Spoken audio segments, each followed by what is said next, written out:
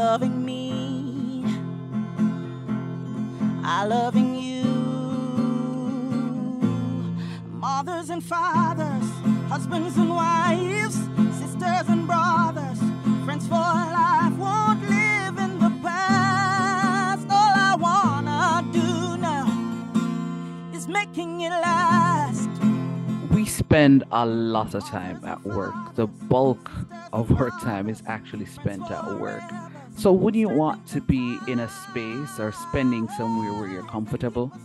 Welcome to Make It Last podcast, where it's all about helping us to have better relationships, not just with ourselves, with other people. I'm Noreen Daly, and with me to talk about bad culture and just what happens at the workplace is Jody Fletcher. He's an executive coach and a leadership consultant. Welcome, Jody. Thank you for having me, Noreen. And what we're going to unpack this time around is which factors contribute to a bad culture at the workplace, and then how does this then impact on our relationships? So tell us about these factors, Jody. Noreen, bad culture to me boils down to an environment that is not psychologically safe. It's when people don't feel that they have the ability to speak up or to share their ideas, to be creative, to be resourceful, and to take the initiative. A lot of times you find bad culture in environments where there's a lot of micromanagement, there's no trust, and usually it boils down to horrible communication. And the way I define communication, or one of the principles in communication, is you have to first understand another person or another team before you can appreciate them. And once you understand them, you appreciate them on a different level. And then once you understand how to appreciate them and gain that level of appreciation, you communicate on a much better level. Culture is top down. Climate is in the moment. It's in the team. Climate can change on a dime. You see that a lot with frontline leaders. Somebody comes in, they're having a bad day, and then the office space, the team space is in disarray because that climate changes very quickly, just like the weather. Whereas culture is from the very top all the way down, and it changes, it turns like a ship. It's very slow. And if a leader wants to change the culture of an organization, they have to first understand what they stand for, what their core values are, as well as understand what the values of their immediate team are, to then co-create and develop the values that the entire organization wants to shoot for. And the way I judge culture when I'm working with organizations is I go out to the very tip of the tentacle, the tip of the spear, the people that are actually dealing with customers face to face, and I ask them, what are your cultural values in this organization? And every single person should be able to explain it to me in their words, what their company, what their organization or team stands for. And if they can't, then you know that there's not a great cultural vibe in that organization. And you probably have a lot of worker bees and not team members. Okay, I like that. Worker bees. meaning what? Explain that a little bit for me. Worker bees are, they've made 1,000 funny movies about them, right? They're the people like in Office Space that they come in, they punch the clock, they do what they're supposed to do, but they're not happy. They're not motivated. They're not filled with the sense of, they don't wake up in the morning and think, I get to go to work. They wake up thinking, I have to go to work. When you've got a great culture, you have an organization full of people that wake up and think to themselves, I get to go to work. And they're excited to go in because they understand they're in an environment, again, a psychologically safe environment where they're free to express their ideas. They're free to raise their hand and say, I feel like this is not right. And they're free to take the initiative and try new things, understanding that the leadership supports them. And if they fail, it's not seen as a failure. The majority of people don't fail maliciously. They fail with the best intent. And the great leaders understand that. And they'll pick those people up, they'll dust them off and say, okay, that didn't work. What did we learn from it? And how can we move forward and make this even better? And when you support people in that way, you've got a type, that's the culture you want, because then those people are even more motivated to go out and make it better and to do an even better job. Again, they're waking up thinking, I get to go to work. What do you do though if you're in an organization where you're trying to do that on your level as as a sector manager for whichever, but then above you, that's a complete opposite? What do you do? You do the best you can do, Noreen. Okay. That's the best answer. And Mm. I've been in situations like that at times where the overall culture of the organization is not great. Mm-hmm. But I did my very best to protect the team that I had. So whether you would argue it was climate or a smaller culture, if you will, I did the best to shield them from the things that I could from, Mm-hmm. my leadership, and provide the best environment for them to come in and be happy and do what they could. And I think the key to that is trust. You have to build the trust within your team, so that sometimes you have to come in and just, kind of raise your hand and say, hey, I know this isn't great. I know this isn't what we want to hear, but this is what's coming down from the top, and we all have to do it.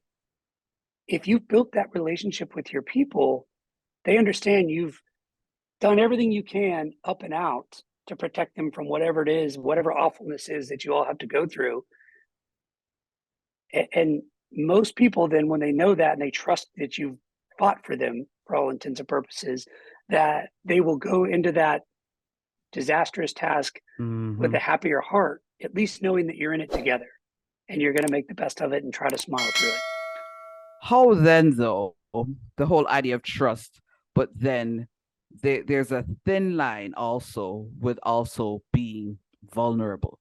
But that's something we're going to unpack just after we get a word from our partners. We're going to just take a quick break and we'll be right back. I loving you, mothers and fathers, husbands and wives, sisters and brothers, friends for life, won't live in the past. All I wanna do now is making it last.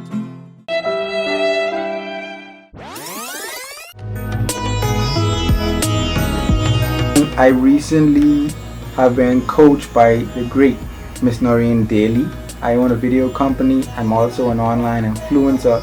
So I do a lot of speaking virtually and in person. She was able to point out some of my weaknesses that I didn't yet notice. And I 100% recommend Miss Noreen Daly as your coach. Noreen Daly, redefining the way you communicate. You can't live your best life without a healthy immune system. Boost your immune system the delicious way with Zappy's organic juices and punches.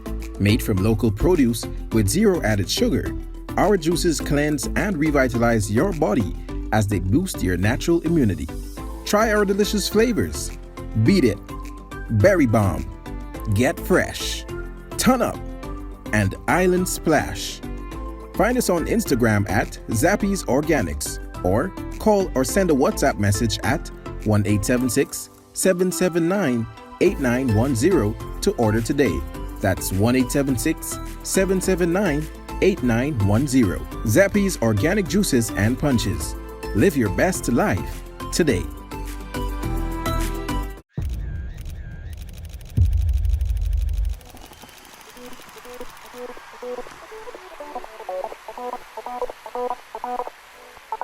Photography is an art. But more so, photography must come from the heart. Precious moments, priceless times. Take a pic and know it will turn out fine. BMC Photography JA. Beautiful moments captured. Let's go. You loving me, I loving you. Mothers and fathers, husbands and wives, sisters and brothers, friends for life, won't live in the past. So just before the break, we were about to unpack the whole idea of, as a leader, developing trust. And I asked, how then do you then not basically tread the line in terms of being vulnerable? So we're going to continue the conversation with Jody. Welcome back. So Jody, how do you then not end up being too vulnerable then to those you lead? In my opinion, Noreen, there's no such thing as being too vulnerable, but that's my style, and it's worked well for me throughout the years. Everybody has to find their own level of comfort with how much you want to share, how vulnerable you want to be with your people. But I really feel like vulnerability and authenticity I think they're, siblings for sure. Maybe not the same, but they're definitely the siblings. And it's okay to come in and say, I'm just having a bad day, or we lost our pet yesterday, and so I'm really sad. And uh, I think that helps build the relationships with people so they understand you're human. Mm. Um, if you've made a mistake, I believe in admitting that mistake. When I'm talking about mistakes, especially as a leader, I always say, what did you learn from that mistake? Who did you teach? How did you show you cared? And why should people trust you now or more after the mistake than they did before the mistake? And if you've built the relationships and been vulnerable and been authentic, and you make a mistake and you say, oh, wow, I messed that one up, but here's what I learned. Here's what I can teach you so you don't make the same mistake. The fact that I'm telling you all this is building trust and showing you that I care for you as, A, I trust you with the fact that I made the mistake. B, I trust you and I want to share this with you so that you can be better and not make the same mistake I did. And in turn, normally people would trust you more after the mistake than they would. You're just continuing to deposit money in the trust bank, if you will. It's interesting you should say that, because I know I try to just be me in my space and for those that I lead. And I sense to some extent it seems to be working. But I recognize that people looking on sometimes probably don't understand. And if you're not careful, you almost, how do I say this? Almost feel as if, not that you want to explain yourself per se, but you almost feel as if, how do I say this? All right. I'm at the point where I really don't think I need to explain myself. But I'm also in a space where I think sometimes some people still don't get it. But I also believe that if it is that my team members get it, I'm okay. I believe so. As I understand it, what you're saying is those that are within your circle, right, whether it's your team or your inner circle, understand. But then, and my buddy and I were talking about this on our podcast, how your inner circle is like a dartboard. And that center ring are really the people you trust implicitly and you can say anything to. And then the further you go out, to me, I don't want to say levels of trust decrease, but maybe you don't share quite as much with those people, but they're still on the board. Eventually, Noreen, you're going to get to the point where they're not on the board. So that's how I think of things. Like, are you on the board enough for me to have to explain it? And then how close to center are you? Because that center is really my heart. Love that. Love that. Love that analogy. But more often than not, leadership is seen sometimes as, I don't want to say burdensome, but it can become challenging. And for those who are within a space and you're trying to ensure that you foster that culture where people are comfortable and the climate is positive. But sometimes some of the things you'd like to do are not necessarily within your control. It's basically above your pay grade. Do you then say to yourself, I will just do the best I can with the limited resources that I can?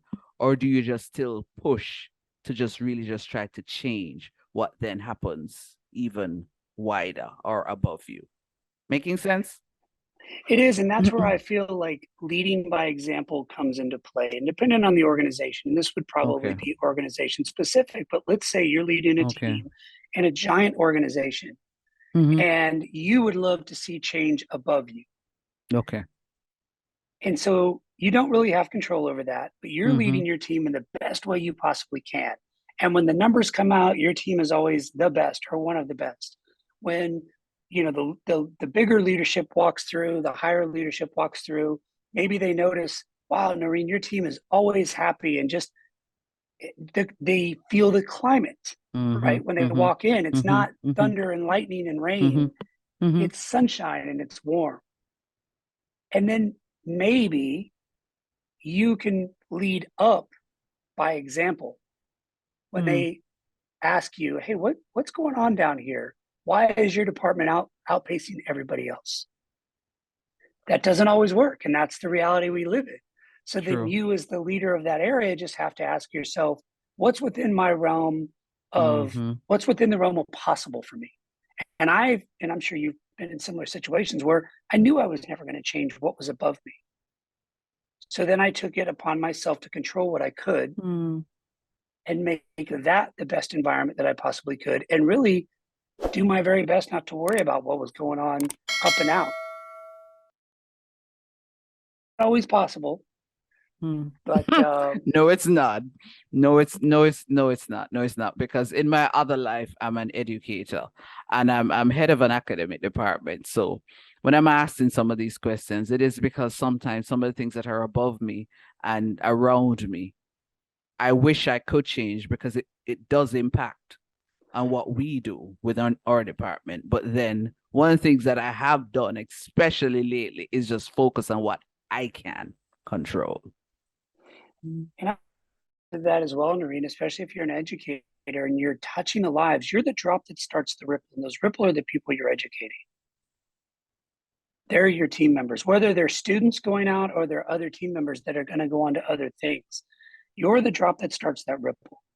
What impact are you having on them that maybe you can't change your organization, but maybe as they ripple out through the pond and go on to do other bigger and better things, they will create an environment that you're seeking or that you want to have. It's impossible in your current situation, but you're creating it in other places for other people to carry that mission forward. Love that. As we're wrapping up, we've basically alluded to it and said it indirectly. With all of what has been said, the whole idea of a bad culture, how does this then impact our relationships, not just at the workplace, but even on a personal level? I would say relationships, they transcend work and home. And if you're not happy at work, you're usually not happy at home, and vice versa. If you're not happy at home, you're going to find it harder to be happy at work.